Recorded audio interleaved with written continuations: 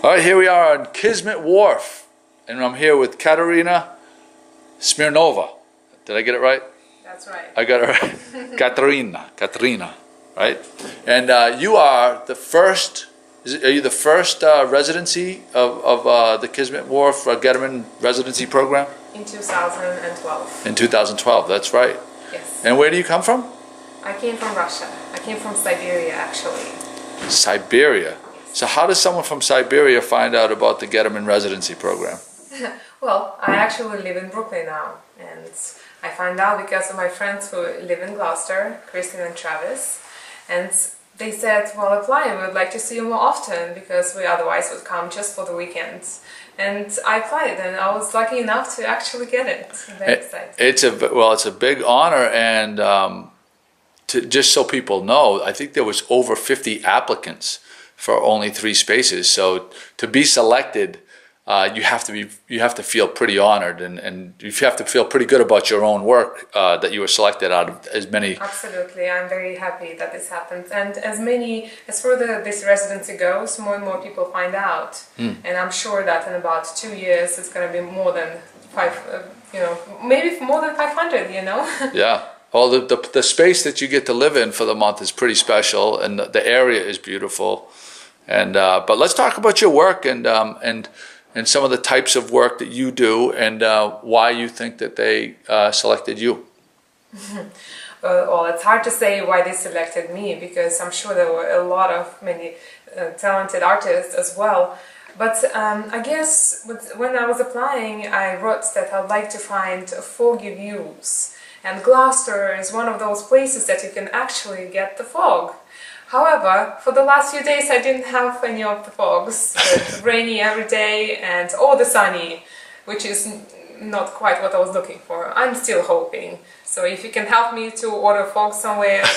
We need fog, yes, we need fog. Because a lot of your work is atmospheric, you said. That is correct. Why don't we pan over here for a second, and we could talk about, this is an example of your atmospheric work. That's true. This is still work in progress, and this is a view from Empire State Building in New York over to New Jersey. So this is the Hudson River right there.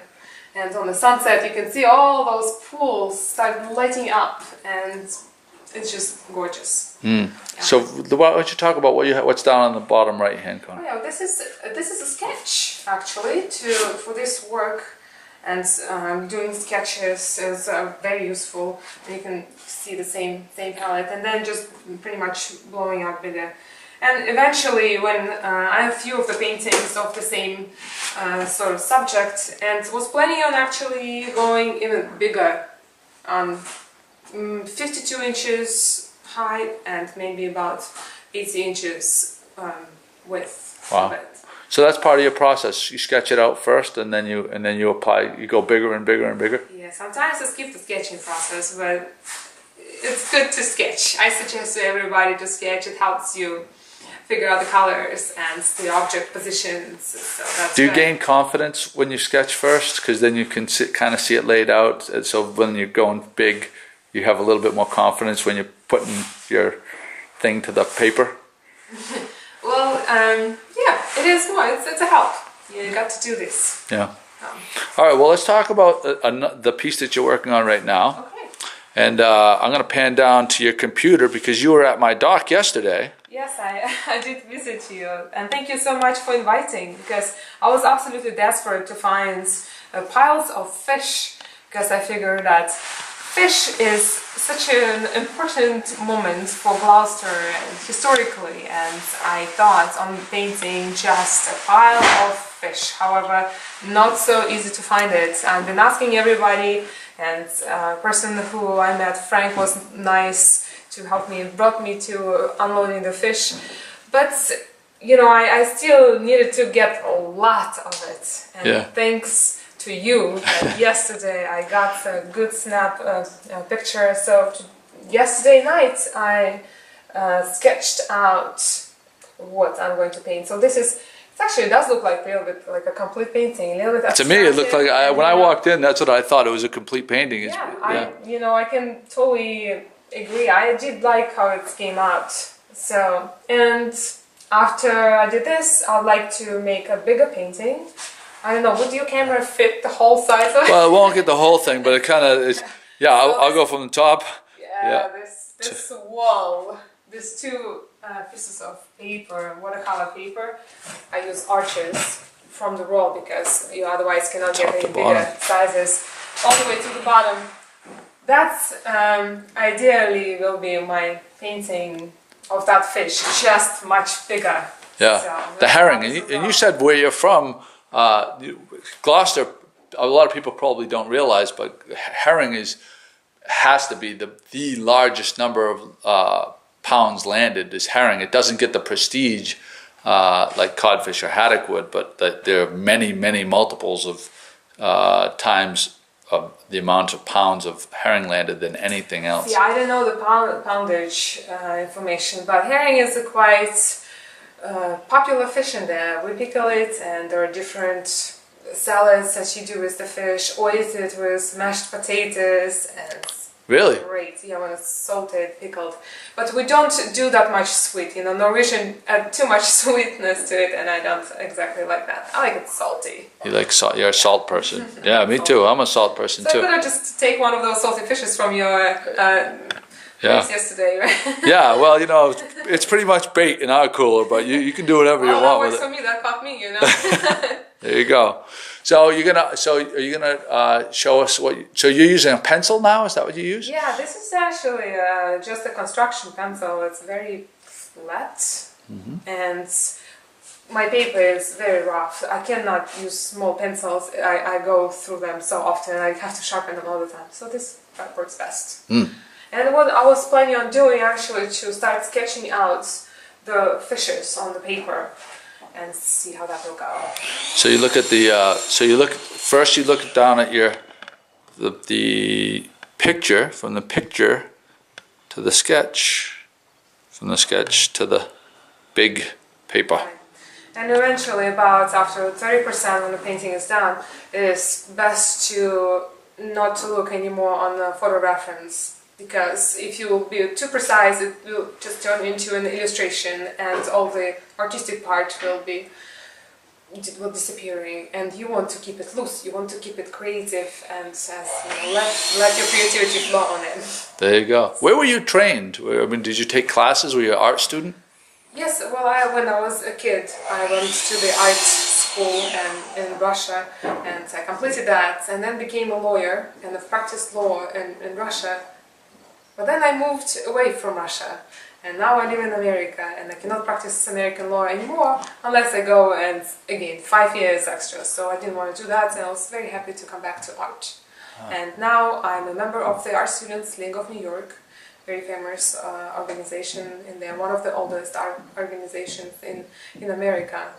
And that's where I hang out. There you go. Most of the time. That's my second studio. Beautiful. So, all right. So should I do it? Would you like to see? Yeah, we'll see a little bit. Let's see a little bit what you do. Yeah, put some fishes up, I guess, on it. So this, you see, this tool is going to help me to get all the way to the top if it needs to, because I can't. She's way up there.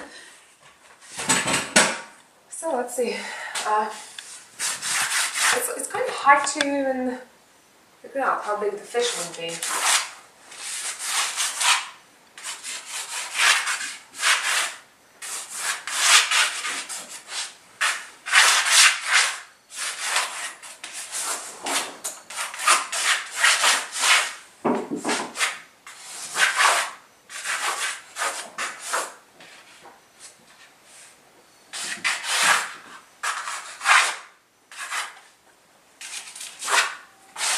You know, the eyes will go there. Yeah, very loose. You tell me, if the herring actually has yellow in it, does it originally, or it does have some? It depends on the part on how deep into its how long it's been out of the water, if you will. Oh, yeah? You know what I mean? You know, behind the gill plates, like up here, right here, like you have here. Yes, it does. It does? Okay. Yes. Because I wasn't sure, you know, if the picture came out too yellow because of the lighting, or actually a little bit of yellow, and then there's a lot of times there's a little bit of red Like right Yeah, behind the eye. On behind the eye, Like on the areas in there. Yeah, like kind of around the edge of I with the see. black So just to the inside. end. Yeah. I was, I'm not planning on doing too much color. I keep my palette very simple and. It's mostly blues, silvers, whites, and Yeah. Okay. Yeah, there you go. Good to know. So and then it's gonna go on. I probably. That's pretty. But it's very interesting how loose and how fast you. I mean. Yeah. No, I never get involved too much with sketching. I don't like drawing, even though you got to know though.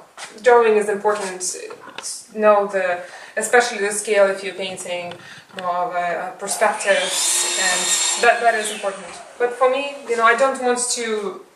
I'm not gonna do each single scale or eyelashes on the fish. So tell me, what if people want to? Is it a schedule that people can come see your work, or how does it all work to see the work that you've been producing? Well, people are welcome to come to see me anytime as long as I will be open. But I'm not sure about the open times because if I see fog, you're not gonna see it. You're gonna be out creating. Yes, totally. Yes. Plus going around the galleries and. Yeah.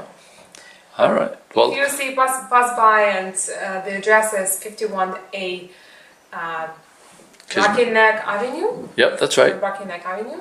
Yeah. And you see the barn doors open. I'm stop here. by, right? Yeah. So in the final stages of your thing, do you know what the date is of your showing? Well, today is going to be a talk about introductory talk at the Art Center in Rocky Neck. It used to be a church. Yep. Community Center, I think it's called. And on the 26th, it's going to be a talk in the studio. Right. And I'm here until the 29th of June. So the 26th is a big one because that's when everybody gets to see what inspired you in Gloucester and what you create from your time here. Yeah, well, you see, watching the painting being progress is also interesting, and people like watching. And I work really fast, so don't miss out. Come anytime to see. Thank you so much.